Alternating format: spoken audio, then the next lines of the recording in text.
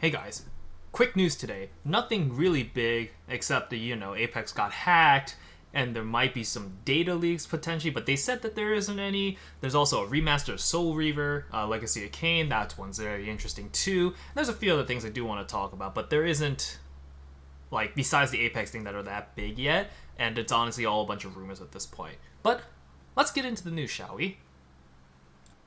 So, first, let's get into the Apex news. Basically, some people are getting hacked by somebody, and essentially they cannot choose any playlist, and there's an important message constantly coming up saying, go to savetitanfall.com, basically talking about how they want to fix Titanfall's issues that they're currently facing right now.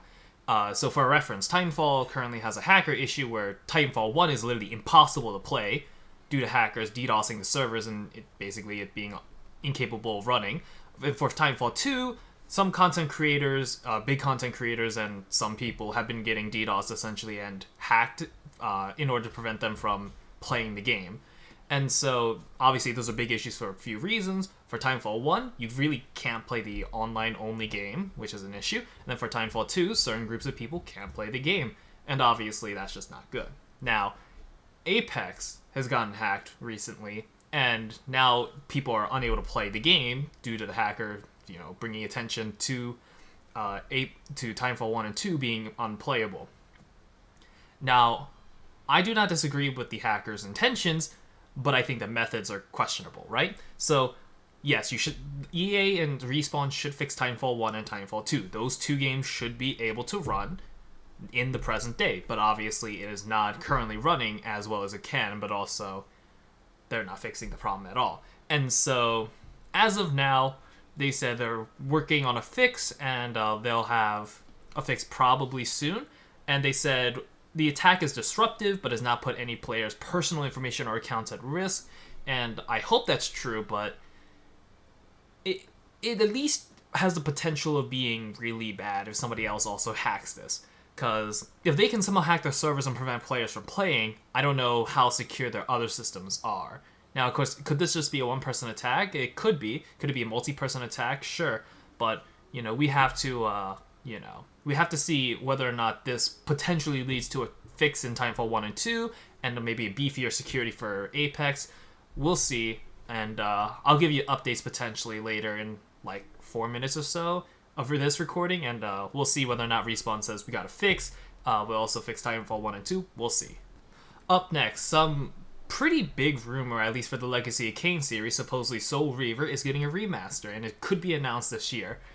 But this has happened multiple times. I'm not sure exactly when, but I'm pretty sure I heard a rumor in 2010 about this. There was also one in 2015, I think.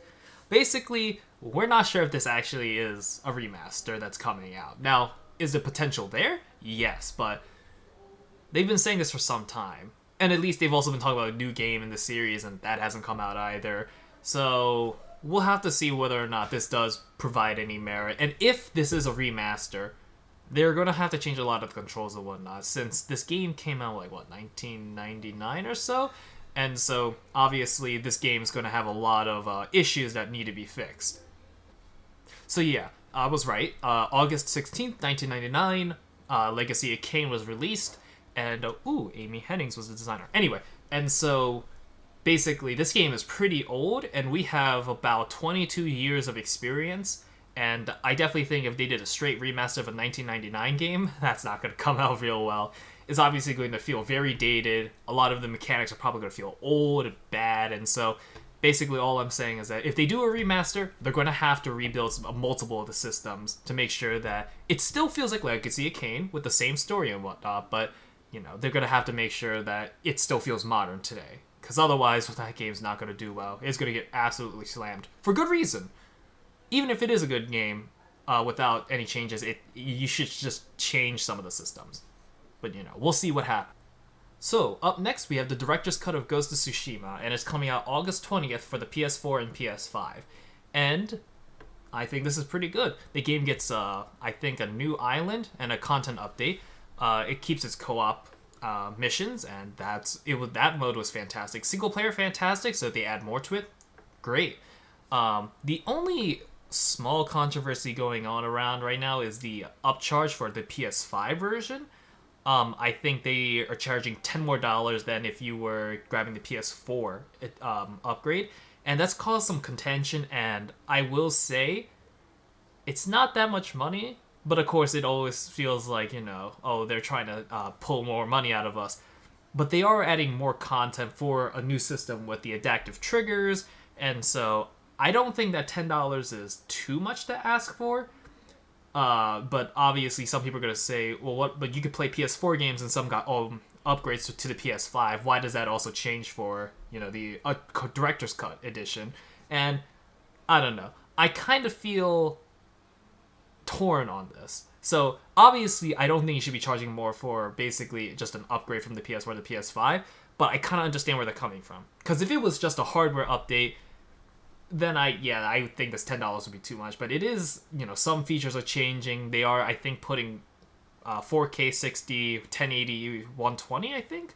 So if with all those features, I feel like charging that extra 10 wouldn't be too bad, particularly with the amount of upgrades they're doing. But I can see why people are mad. But I'm not too mad about this, particularly since they did release a free co-op mode, and they also did a lot of pro-consumer things, and this is the only thing that's non-pro-consumer. It's not even that egregious, at least in my opinion. And so, in the slew of a few news that came out here and there, I do want to talk about some Steam top sellers because I need some more content for this video. But so, as you can see here, Sea of Thieves was #1 for sales this week, ending the July 4th. Forza Horizon 4, Sekiro Shadows Die Twice, PUBG, Forza Horizon 4 Ultimate, Rust, Halo, Master Chief Collection, It Takes Two, Red Dead 2, and the Valve Index VR kit. And so, I'm pretty not surprised about all of this. Honestly, PUBG is the only one that confused me, Rust somewhat too, but those games were also pretty big, and so I understand them making a lot of money and a lot of people are buying them. Sea of Thieves being #1, particularly with the Pirates of the Caribbean expansion, not unexpected. And so, I think this is pretty interesting to see the sales numbers, and we'll see how long Sea of Thieves stays in the top 10. We'll see. Honestly, I'm not sure how long it'll last. Maybe the hype train keeps going on, or it kind of dies out soon, but at least for now, Sea of Thieves seems to be doing pretty good. So anyway, that's the end of this week's news. There's nothing at least particularly big that I saw, but there is the potential that either next week or tomorrow comes up with some big news, and obviously I will update y'all about that. I'm not sure if anything big's going to happen though for a while. Once the fall and winter season comes, that's when a lot of either rumors and games are going to be releasing, and hopefully by then I'll get my review process up, because I was like, I'll do a review on Doom Eternal's Part 2 DLC, I'll do a review of Ratchet & Clank, and I just never got to it.